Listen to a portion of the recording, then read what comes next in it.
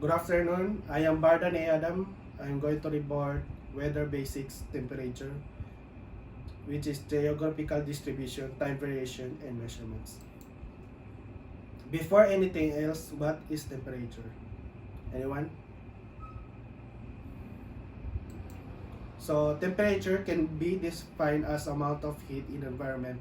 For a better analysis, we should consider maximum temperature, the highest temperature in a period of time, a day, a month, and year. Minimum temperatures, the lowest temperature in a period of time, a day, a month, and year. And the last one is median temperatures. The average temperature is in a period of time, a day, a month, and year. So temperatures are commonly represented in degrees Celsius, but they can be also represented as a Fahrenheit or Kelvin. So the climatic areas can be also divided into three. The first one is hot area. Hot areas are located between the tropical of Cancer and the tropical of Capricorn. Highest average temperatures over 20 degrees Celsius, little temperature variation between a month. The second one is temperate areas. Temperate areas are located between the tropicals, Cancer and Capricorns, and the polar circles, Arctic and Antarctic. The main feature are the mild average temperature between 0 to 20 degrees Celsius and high temperature variation between a month. The last one is cold areas. Cold areas are located in Arctic and Antarctic polar circle. The main feature are low average temperature below 0 degrees Celsius, little temperature variation between a month. But take note that the temperature are different depending on the area. There are the factors influencing temperatures are the latitude of the place, the altitude of the place, distance from the sea, and the last one is the air mass circulations. So to explain it further, the first one is the latitude. The temperatures of a place is determined by insolations received. So the insolation differ according to the latitude, therefore the temperature also differ consequently, or as the sun's rays fall perpendicularly on the equator, the farther from the equator, the lower the temperature become. So the next one is the altitude. The atmosphere in indirect heated by terrestrial radiation. Therefore, the place adjacent to the sea level record a higher temperature than the place located at higher elevations. The temperature usually decreases with the increasing heights, and the rate of the decrease of temperature with height is called the normal lapse rate. In other words, the highest the altitude, the less dense the air is, and the less ability it has to retain the heat. Thus, the highest we go, the colder the temperature. So, the third one is the distance from the sea. The main factor that influences the temperature is the position of the place with respect to the sea. The sea gets heated slowly, the losses the heat slowly compared to the land. Land heated up and cooled down rapidly. So the difference in temperature over the sea is less compared to the terrestrial surface. And the place located near the sea under the moderating influence of the sea and land breezes, which is regulate the temperature. This means the sea regulates the temperature because it takes a long time to warm up or to cool down. The last one is air mass and ocean currents. The passage of air masses also affect the temperatures like land and sea breezes. the place which come under the effect of warm air masses experience highest temperature, and place that come under the influence of cold air masses experience lower the temperature. The example is place situated on the coast where the warm ocean current flow recorded highest temperature than a place situated on the coast where the cold current flow. So now we'll go to the geographical distribution of the temperature. In general, the temperature of the surface air appears to be highest at the low temperature and the decrease toward the pole. The distribution of the temperature at the sea surface tend to be zonal, that is tend to be independent of longitude. This trend is greatly distorted by influence of land masses or continentality, topography, and vegetation. So first, what is land masses or continentality? Anyone? So a continental climate has the characteristics associate which area within continental interior as opposed to a coastal locations under the moderating influence of water. Among the most significant of these climatic properties are large annual temperature range, which can be attributed to the distinctive thermal difference between the land and water. Heat capacity in the ratio of the amount of heat energy absorbed by a substance to its corresponding temperature increase. Specific heat refers to the amount of energy necessary to raise temperature of a exact mass of substance by certain quantity. It takes the energy of 4,190 joules to increase the temperature of pure water by 1 degree Celsius. The water has high specific heat, causing it to cool and heat slowly. Conversely, land has a low specific heat, 5 to 6 times less than that of water, causing it to cool or heat faster than water. So, in other words, land's heat and cool about 4 times faster than water. Massive bodies of water absorb and its very slow cycle release heat. Ground masses, on the other hand, goes through a faster heating and cooling process. On land or near bodies of water, this creates a significant difference in temperature at the night and day. Next, for the topography, where the climates over land may vary radically within very short distance because of the elevation and variations on the landform. An area's topography can affect the weather environments. The relief of region is the topography. If a region is closely to a body of water, as it serves as barriers and air movement and humidity, mountainous areas tend to have more extreme weather. Last factor is vegetation. Soil devoid of vegetation cover receive heat more rapidly than the soil under vegetation cover because vegetation cover absorb much as sun's heat and prevents quick radiation from earth, whereas the former radiation in more rapidly. Hence, the temperature variation in densely forested area are lower than those desert areas.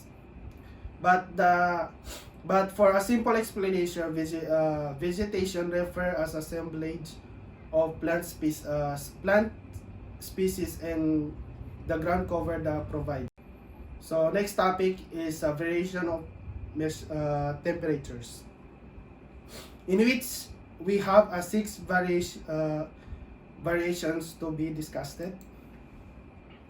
Let's start with the temperature variation, and it is the amount of solar energy that every area receives varies with the time of the day, season and seasons and latitude. This solar energy difference produce variation in temperature. Temperatures often vary with the topographical surface variations and with altitude. These changes in temperatures produce forces that, in their continuous movement, drive the atmosphere. Uh,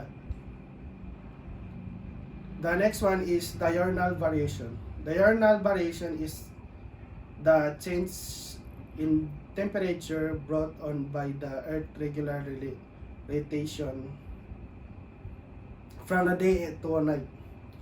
Through solar radiation, Earth absorbs heat throughout the day but continuously loses heat through terrestrial radiation. Warming and cooling are depending on the solar and terrestrial radiation imbalance. Solar radiation exceeds terrestrial radiation during the day and the surface become cooler. Solar radiation ceases at night, but terrestrial radiation continues and the surface cool. After sunrise, cooling continues after solar radiation reaches terrestrial radiation again. Usually, the minimum temperature occurs after the sunrise or as much as hour after that. One reason that fog after forms shortly after the sun is above the horizontal is continue cooling after the sunrise. So the third is the seasonal radiation, and this is the rotation to its daily rotations that the Earth spin around the sun once each year in complete orbit. In June, July, and August, the northern hemisphere is warmer because it receives more solar energy than southern hemisphere does.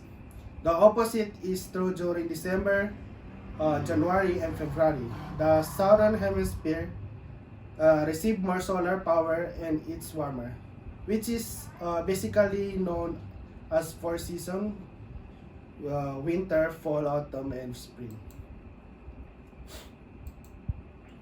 So in this figure, the figure 4 shows worldwide average surface temperatures in July. In the northern hemisphere, continents generally are warmer than oceanic areas at corresponding latitude. The reverse is true in the southern hemisphere, but the construct is not evidence because of the scarcity of the land surface. And this is the figure 5 shows that the worldwide average surface temperature in the January when the northern hemisphere is in the cold season and the southern hemisphere is warm. Note that in the northern hemisphere continent are colder the oceanic area corresponding latitude, and in the southern hemisphere continents are warmer than ocean. So the fourth and fifth variation is the variation with the latitude and altitude, wherein variation with latitude is a geographical difference in the angle of incident solar radiation is caused by the shape of the Earth. Since the Earth is practically spherical in equatorial region, the sun is nearer overhead the highest latitude. Consequently, equatorial areas produce the most radiant energy and are warmer. At highest latitude, slanting rays of the sun deliver less energy to a given area with the least obtained at the pole. Thus, the temperature range from the warmer equator to the cold pole with latitude. And the variation with the altitude is a temperature sometimes increase with a high through layer. An increase in temperature which is altitude is defined as an inversion. That's it. Laps are rate inverted. On the cold night, when the wind is light, an inversion sometimes occur close to the horizon, much quicker than the overlying air. The soil regions and cool. Air is contact with earth become cold, although very little changes temperature in a few hundred feet above. The temperature, therefore, the rise with height inversions can also occur the condition of favorable at any altitude. So, sixth and the last variation in the is the topography. The topography of Earth's surface is one of the primary factors that cause our daily weather. Change in the elevation, especially around the high mountain ranges, determine the distribution of precipitation on our planet. The bodies of water, especially earth oceans, shape our climates and creates the high and low pressure system that cause weather events. Temperature change caused by water terrain are not connected to the motion or form of the earth. As reported earlier, with less temperature change, water absorb reduced energy than soil. Big deep body of water tends to mitigate changes in temperature, while continent prefer major changes in preventing temperature changes. Wet soil such as swamp and marshes is almost as effective as water, since it contains some water and also insulated against heat transfer between the ground. The atmosphere dense vegetation helps to regulate the temperature changes. So the arid barren surface permit the greatest changes in temperature. Topographical influence are both diurnal and seasonal. In temperature controls, prevailing wind in also factors. Changes in temperature are very small in an area where predominant wind are from large water source. Numerous islands enjoy temperature that are very steady. On the other side, where the predominant wind is from dusty, barren areas, temperature variation are more pronounced, and air steadily moves heat from the soil and upward. Thus, change in temperature up in the air more rapid than on the earth. Moving on to our next topic, which is measurements of temperature. We have many apparatus, device or machine that can be used in measure the temperatures. So the first one is thermometer. Thermometer measure the degree of hotness or coldness of a given substance. It operates on the principle of thermal expansion on the material used. For the example is liquid like mercury and alcohol, metallic materials, etc. And I know that all of us already knew about thermometer is. So the next one is Stevenson screen. Stevenson screen, also known as instrument shelter, is a meteorological screen to shield instruments against precipitation and direct heat radiation from the outside source while still allowing air circulate freely around them. So these white lovered bugs can be found at every observing site. They protect the temperature sensor from being influenced by direct and reflect the sunlight. Stevenson screens are always painted white to better reflect the sun's rays. The lowered sides allow outside air to flow around the thermometer. At some location, the airflow is assisted by cyclomatic motor pump outside air across the instrumental inside. You can see the part of the sticking above the screen. It looks like a horn. So, maximum minimum thermometer. uh, a maximum thermometer has a constriction above the bulb that permits that mercury to arise in the capillary tube but does not allow to descend the capillary tube unless the thermometer is reset. The highest point that the mercury reaches indicates that maximum temperature for the period. The minimum thermometer also, on the other hand, gives the lowest temperature. It also colored alcohol because it is low freezing point. So next is terrestrial minimum temperature thermometer. The minimum terrestrial temperature is normally measured at 9 a.m. which is the lowest reported temperature since 6 a.m.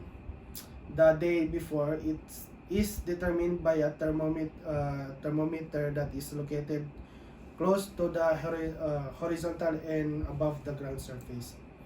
And the terrestrial minimum temperature give also more accurate indicates of whether or frost has occurred. Just as with maximum and minimum air temperature, accumulated observation may for a site increase the uncertainty associated with the date of the lowest observed terrestrial minimum temperature. So next is pyrometer. Pyrometer device for the measuring relative high temperature such as the encountered in the furnaces. Most pyrometer works by measuring radiation from the body whose temperature is being used. Radiation device have advantage of not having touch of materials being measured. And the last on my list is thermograph. A thermograph is a instrument that records air temperature continuously on graphing paper. It usually consists of cylinder made to resolve once each week by means of clockworks inside. A sheet graph paper fastened on the outside. Or in other words, it is an instrument that produces a trace or image represents a record of varying temperature or infrared radiation over the area during the period of time. So that will be all. Thank you for the listening.